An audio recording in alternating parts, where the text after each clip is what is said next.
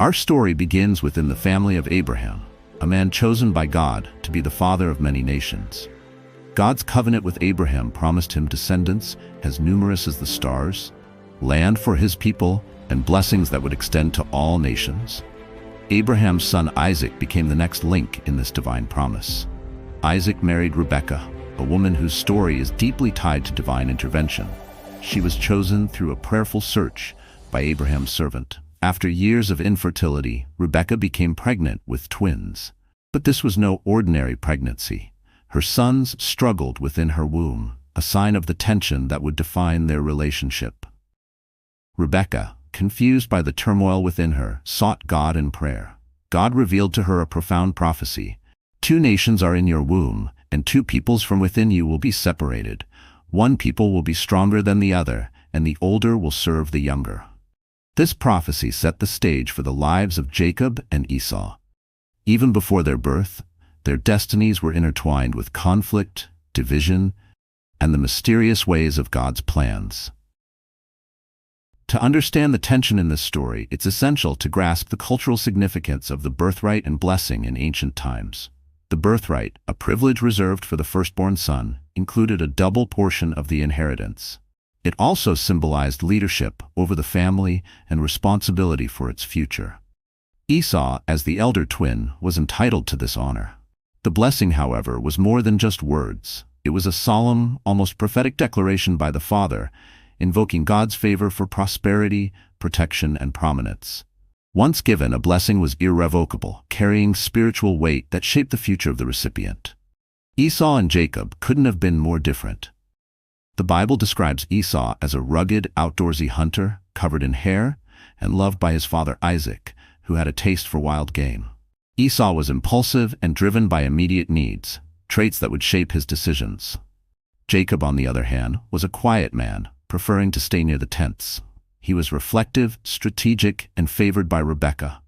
This favoritism within the family sowed seeds of division, with each parent taking sides. These differences were not just personality traits, they symbolized deeper contrasts. Esau embodied the physical, the immediate, and the earthy, while Jacob represented the spiritual, the long-term, and the intellectual. These contrasts made their rivalry inevitable. From the very beginning, Jacob and Esau's relationship was marked by competition. The Bible tells us that when Rebekah gave birth, Esau came out first, red and hairy, earning him the name Esau, which means hairy. Jacob followed closely, grasping Esau's heel, symbolizing his later attempts to overtake his brother.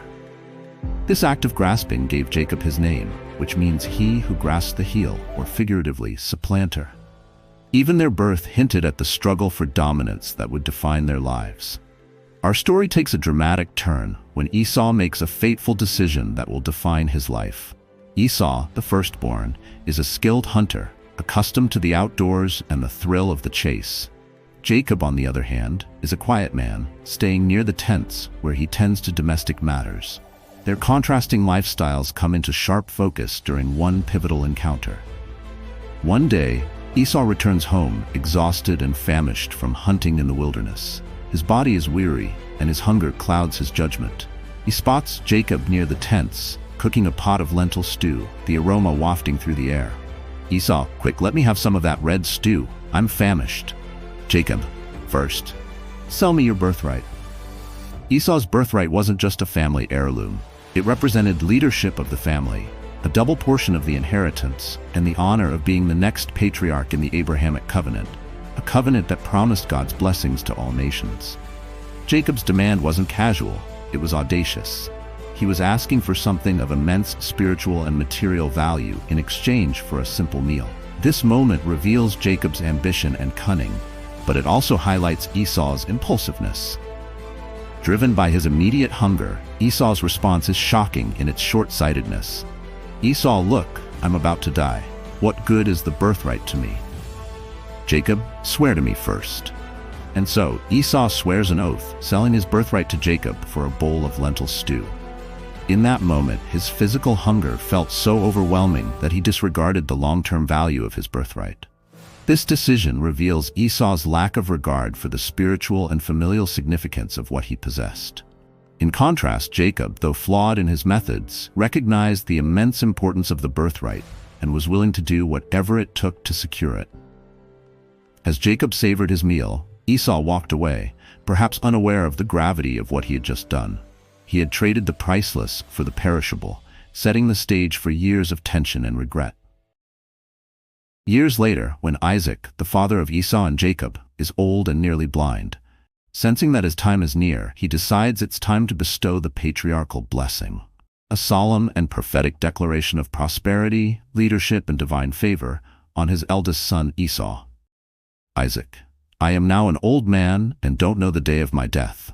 Now then, take your weapons, your quiver and bow, and go out to the open country to hunt some wild animals for me. Prepare me the kind of tasty food I like and bring it to me to eat, so that I may give you my blessing before I die. Rebekah, remembering God's prophecy that the older will serve the younger, decides to take matters into her own hands. She devises a plan for Jacob to deceive his father and steal Esau's blessing. Rebekah, listen carefully, Jacob. I overheard your father telling Esau to bring him an animal so he can bless him. Now, my son, follow my instructions. Go to the flock and bring me 2 choice young goats so I can prepare the kind of tasty food your father loves. Take it to him to eat so that he may give you his blessing instead of your brother. Jacob, but my brother Esau is a hairy man, and I'm a man with smooth skin. What if my father touches me? I would appear to be tricking him and would bring down a curse on myself rather than a blessing. Rebekah, my son, let the curse fall on me. Just do what I say. Go and get them for me. With Rebekah's encouragement, Jacob disguises himself as Esau. She prepares the meal Isaac requested, and Jacob, dressed in Esau's clothes and with goat skins on his hands and neck to mimic Esau's hairy skin, approaches his father. Isaac, who is it? I am Esau, your firstborn. I have done as you told me. Please sit up and eat some of my food so that you may give me your blessing. How did you find it so quickly, my son? Jacob, the Lord your God gave me success. Isaac, still doubtful, calls Jacob closer. He touches Jacob's hands and remarks on the strange combination. The voice is the voice of Jacob, but the hands are the hands of Esau. Despite his reservations, Isaac proceeds to eat the meal and blesses Jacob. The blessing Isaac gives Jacob is powerful and prophetic. May God give you heaven's dew and earth's richness, an abundance of grain and new wine. May nations serve you and peoples bow down to you. Be Lord over your brothers, and may the sons of your mother bow down to you. May those who curse you be cursed, and those who bless you be blessed. With these words, Jacob secures the future that was meant for Esau, fulfilling the prophecy Rebekah had received years earlier. Moments later, Esau returns from the hunt, ready to receive his father's blessing. But when he learns of the deception, his anguish is palpable. Esau, bless me, me too, my father. Isaac, your brother came deceitfully and took your blessing. Esau, isn't he rightly named Jacob? This is the second time he has taken advantage of me. He took my birthright, and now he's taken my blessing. Esau pleads with his father, but Isaac explains that the blessing once given cannot be undone. The best he can offer Esau is a lesser blessing, one of struggle and servitude. This moment is a turning point not only for Jacob and Esau, but for their entire family. The deception causes an irreparable rift between the brothers, forcing Jacob to flee for his life as Esau vows revenge. Rebekah's plan, though successful in securing the blessing, comes at a high cost. She never sees Jacob again. Jacob, too, pays a price as his life becomes marked by exile, conflict, and eventual reconciliation. After deceiving his father and stealing Esau's blessing, Jacob's life takes a dramatic turn. Esau's anger boils over into a murderous vow. The days of mourning for my father are near, then I will kill my brother Jacob. Rebekah, overhearing Esau's intentions, urges Jacob to flee to her brother Laban's house in Haran until Esau's fury subsides. Jacob, now estranged from his family, sets out on a journey of fear, uncertainty, and divine encounters. Alone and vulnerable, Jacob stops to rest for the night in an open field. With only a stone for a pillow, he falls asleep. That night, God reveals himself to Jacob in a powerful vision. Jacob dreams of a ladder or a stairway, reaching from earth to heaven, with angels ascending and descending on it. At the top of the ladder stands the Lord, who speaks directly to Jacob. I am the Lord, the God of your father Abraham, and the God of Isaac. I will give you and your descendants the land on which you are lying. Your descendants will be like the dust of the earth, and you will spread out to the west and to the east, to the north and to the south. All peoples on earth will be blessed through you and your offspring. I am with you and will watch over you wherever you go, and I will bring you back to this land. I will not leave you until I have done what I have promised you." Jacob wakes up, deeply moved and afraid, realizing that he has encountered God. He declares, "Surely the Lord is in this place, and I was not aware of it." Jacob renames the place Bethel, meaning house of God, and makes a vow to God. At Bethel, Jacob makes a pivotal vow. He promises that if God will protect and provide for him on this journey and bring him safely back home, then the Lord will be his God. Jacob also pledges to give 1/10 of all that he receives back to God. Jacob eventually arrives in Haran and meets his uncle Laban. But his time there is marked by challenges. Laban, a shrewd and deceitful man, tricks Jacob into working for him for 20 years, including 7 years for the hand of Rachel, the woman Jacob loves, only to be deceived into marrying her sister Leah first. During these years, Jacob experiences a taste of his own medicine, learning firsthand the pain of deceit.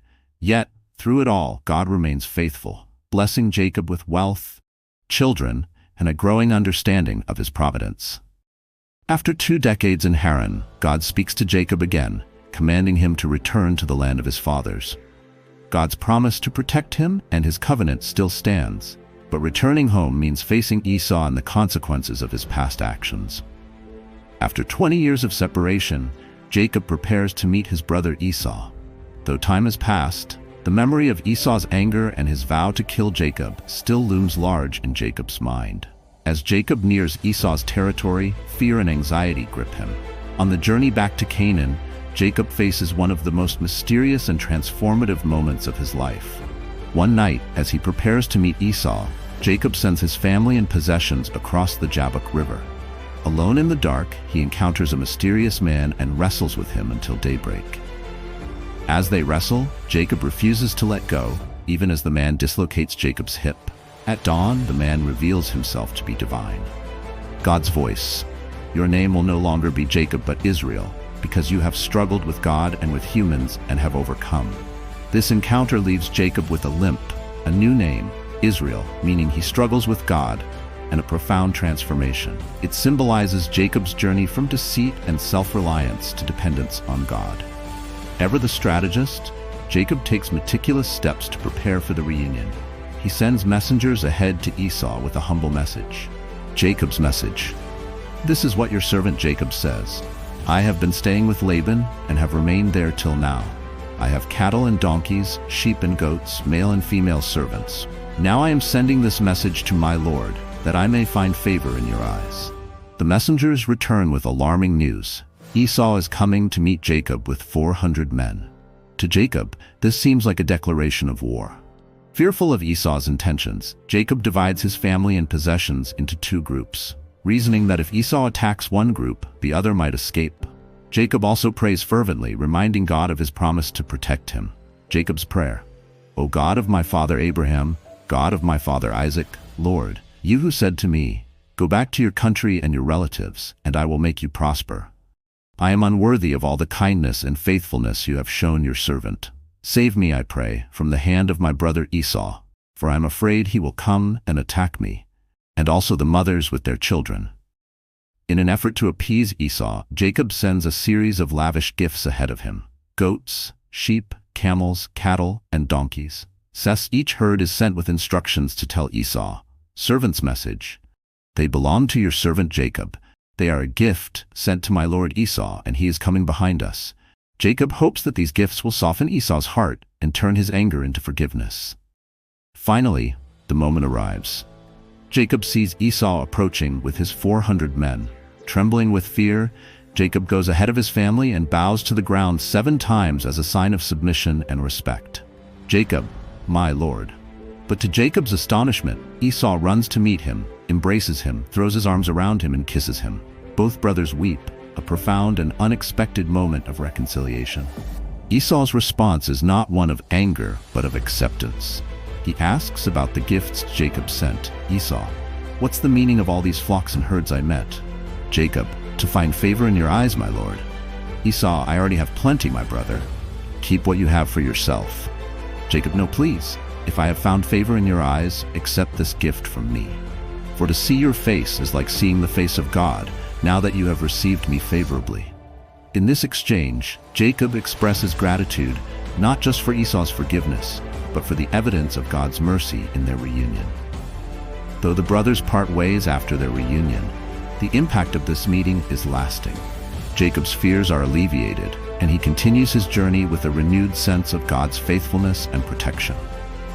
Esau's forgiveness and Jacob's humility serve as examples of how God can transform hearts and bring restoration, even in situations that seem beyond repair.